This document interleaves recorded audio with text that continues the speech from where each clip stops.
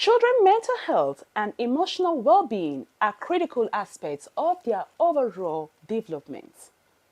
To ensure they are mentally and emotionally healthy, which will help them navigate challenges, express emotion, form close and secure interpersonal relationships, explore their environment, build resilience, and develop positive relationships.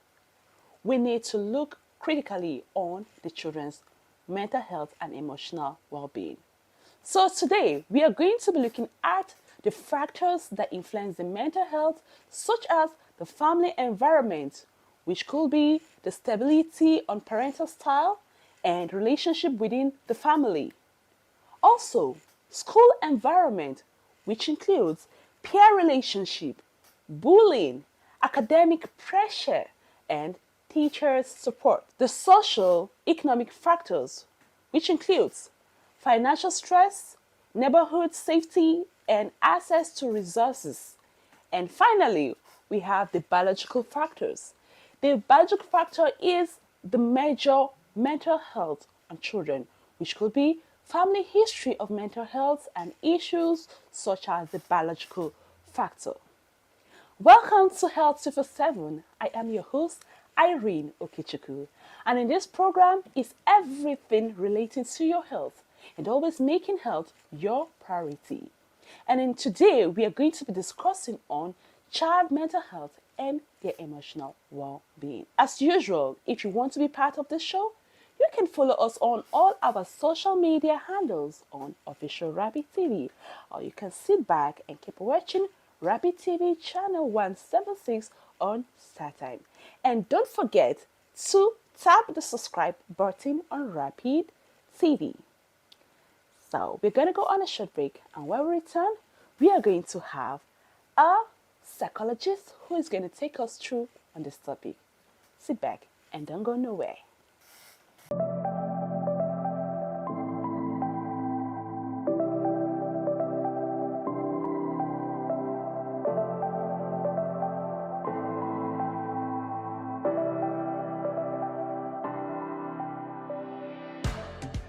Alright viewers, welcome back on this program Health 247, and today we have a psychotherapist who will be taking us through on this topic, child mental health and their emotional well-being.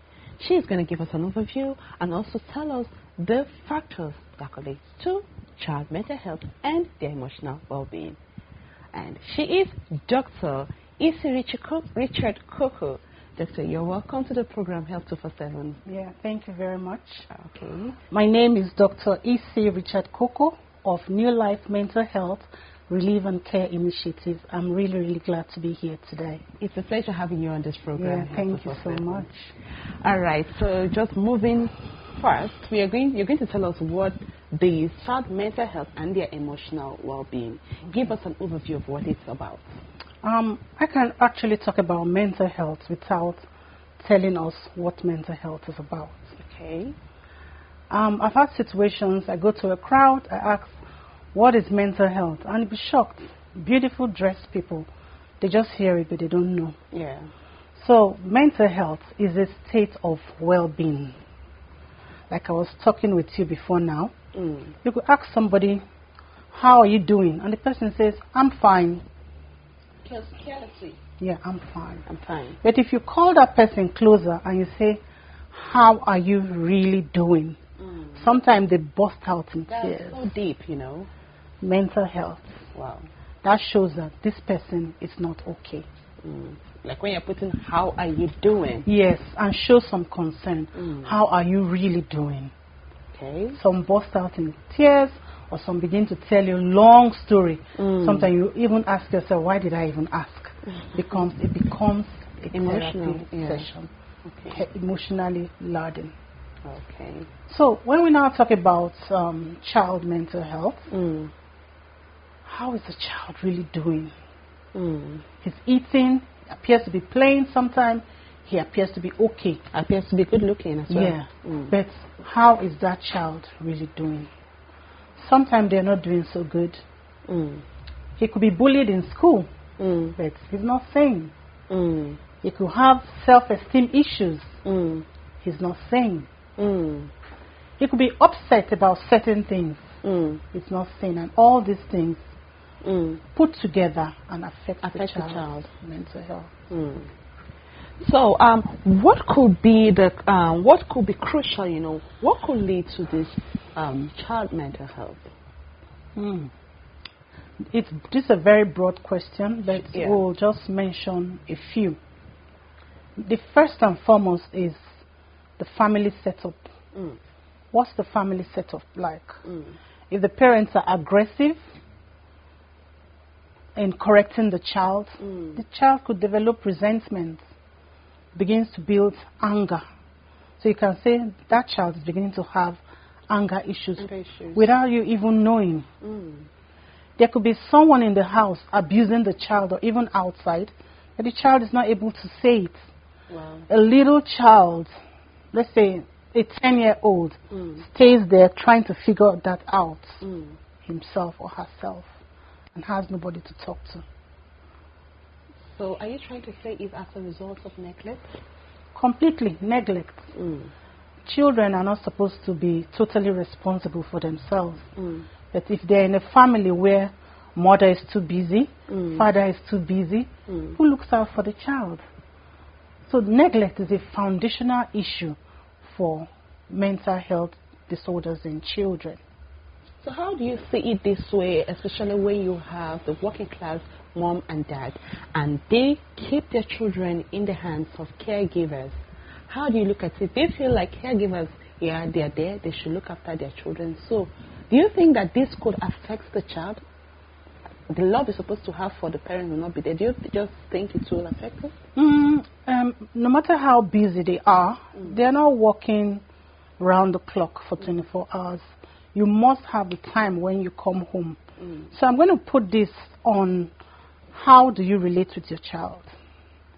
Is it a master-servant kind of relationship, or I'm the parent, you are the child, you do as I say, children are not to be seen, only heard. So what pattern is that parent using? Because if your children feel close to you or bonded to you, they will look forward to you coming back and telling you how their day went.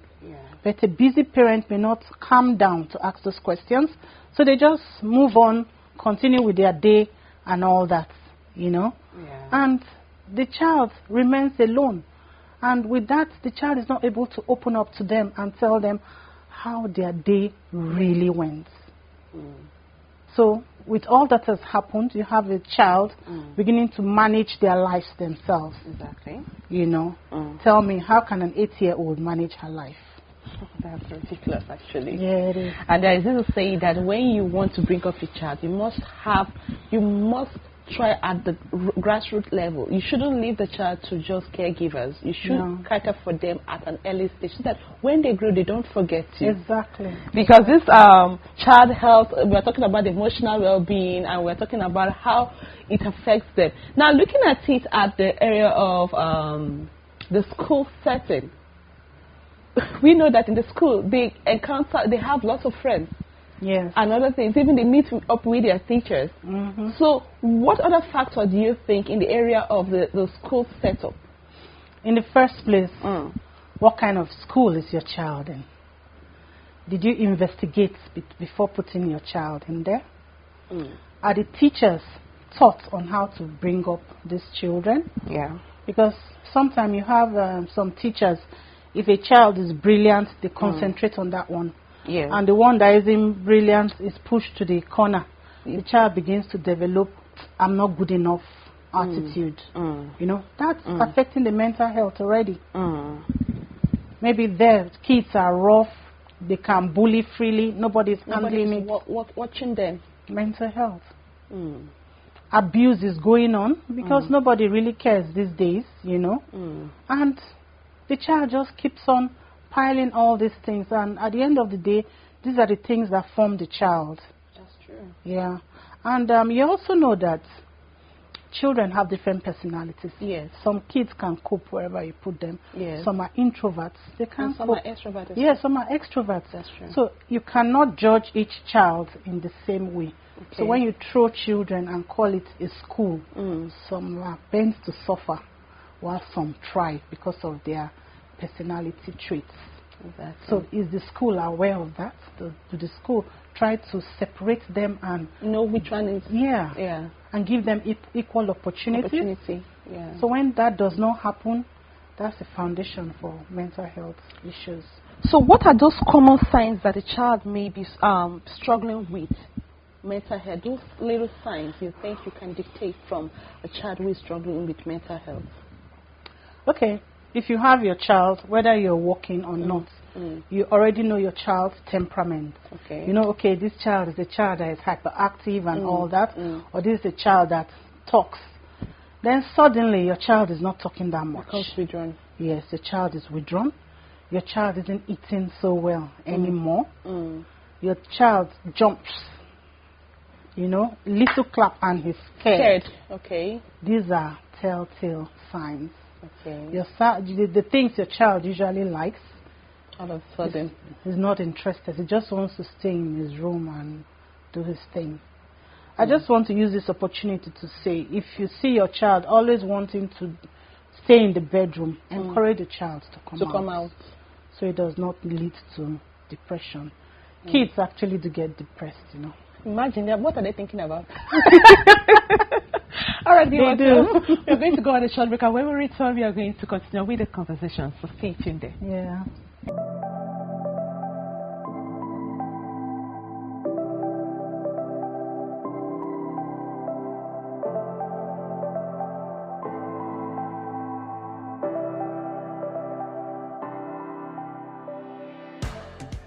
All right, viewers, welcome back on this topic, mental health and emotional well-being. So over to you. You're going to tell us what are those primary mental health issues that affect our children of today. Because these days, our children are always with phones. So you're going to tell us more because we are here to listen to you. When you say they're always with phones, yeah, are you saying the phone is affecting their mental health? Somehow. Let me know how. Okay, reason why I mentioned phones, because they look at phone as more as a companion. Oh. And why I said phone as a companion, you see them always pressing the phone every time. Whenever that phone is taken away from them, they become depressed, they become withdrawn, they become aggressive. So that is the idea I am going to. I'm giving you just one answer, but you're going to tell us more. That's true. That's true. You've just used a broad term, but I'm going to bring it down to mental health point of view. That's addiction, actually. Okay. It's phone addiction. Some of these kids, when they're not with phone, they're fidgeting. It means they've gotten addicted to phone. Okay. So you can call that one of the issues children have these days. And when you talk about phones, so we also have all the in the phone. People living their lives and they're wondering, why is my life like this? Why am I not like them? Why are my parents not like these people's parents? Exactly. Giving room for comparison and self-doubt. So you're mentioning the phone is very important. That's why I try to highlight more on it. Okay. So the phone takes a lot of their time too, so they are not able to concentrate on building their character. So what other primary health issues affect them? The phone was just an example, but let us put broadly. Yes. Depression. Okay. You may think a child cannot get depressed, but they do get depressed, especially when they're not able to speak out. So they get depressed. And if a child is maybe feeling sad for more than 2 weeks, the parents need to take notes and think of what to do. But first and foremost, I think they already needed to have had a good relationship with the child so that the child can speak to them. Then you also have children with anxiety. It's a serious mental health issue too. But we as Africans, Nigerians, we don't take our time to look at our kids. At all. We're always looking for money. Something else. Yeah. Why is my child fidgeting? Nobody looks at that. Why is he frozen? Why doesn't he want to talk? Nobody's looking at that. Even if our African parents, let me be very, very clear, African parents, when they see their children frowning or being withdrawn, the next thing they will come, they will not even ask you what's the problem. They will say, if you don't change that face, sorry, I'm just trying to show you how our African parents say, yes. I came back and I see frowning your face. The next thing they use a cane on you. So you could imagine how, the child will now find it so difficult to express himself. Yeah, it's very sad actually. Yeah. Very sad. That's why we have sad. a lot of bitter people today. Exactly. You go out, people are aggressive, they want to fight. They want to fight. Pent up anger, unresolved issues. Okay. And they tend to grow up that way. Then there's one a lot of people are not aware of. It's a young guy I was working with. He had this anxiety, you know. Yeah. He said he felt that he's different. Why? From people. He's not able to relate. Yes. Okay. He panics. He freezes. He doesn't want to be with people at all. Okay. He struggles to do them but finds it difficult. Why? This is going to shock you. Okay. So I started working with him on anxiety and all that. So he said he did some research and he discovered that it was low spectrum autism. Wow. Wow. Everything about him normal, living his life, but he knew he had one or two issues. Why can't I relate with people? Wow. Why do I fidget? Why does his hand? Yes. Why does it shake? Fingers. Why do I want to speak and I can't speak out? Whoa. You know? So he did some research and found out that is low spectrum autism. When we hear autism, we think about the worst. Yes. You know? So you can imagine how many people are going through this undiagnosed. And they still have to live in the society with every other person. But at this, you just mentioned this example, like giving this example you just said right now. How was he able to, solve this low, what do you call it again? Low spectrum autism. Like since he has discovered what is wrong with him, how can he now solve it so that he cannot remain like that? Yeah, that. He didn't become like that because he wanted to. It's a biological thing. Biological trait. Yeah. Mental health, like we say, mental health. The mind controls a whole lot of things. Sure. So finding out for him is a win for him. Okay. So if he's having those feelings he cannot control, he now knows why. He can tell himself that, look, it's low spectrum autism, and I'm going to beat this. So he's now going to force himself to break those boundaries. So that's how he is coping at the moment. Wow. Yeah. That's a long way. Yeah. So moving further to our parents and caregivers, from this topic we're talking about children's mental health. Yeah. And if we oversee, or if we do not look at this area, especially when it got to do with children until they grow up, it will become a big problem when they are older. So how do you think parents can come, to assist their children in this time, parents and also caregivers? How do you think they can come into this? Well, let's start with parents, because before caregivers, the parents come first. And before you even give your child to a caregiver, you need to do the work. You need to start, yes. First and foremost, you need to listen to your children. You don't cut them off when they're talking. Listen to them. Yeah. You need to allow them express themselves. Sometimes you may not like what they eventually said, but you have to correct it. Okay. Some people say, I'm not my child's friend. I'm the parent. All this modern talk of be your child's friend, they're not into that. Yeah. I have to give the strict rules. Yes. But the truth is that you can create a balance. You can be your child's friend, and you can also create strict rules. Yes. Children are not stupid, they are not dumb. They know you are the parent already, and they know when you're serious and when you're out to play. Yes. So basically, people need to build relationships with their kids in such a way that if they have any issue, your parent should be your go-to person. Okay. As a parent, if you cannot do that and your child falls into one of these mental health issues, you should blame yourself. You should.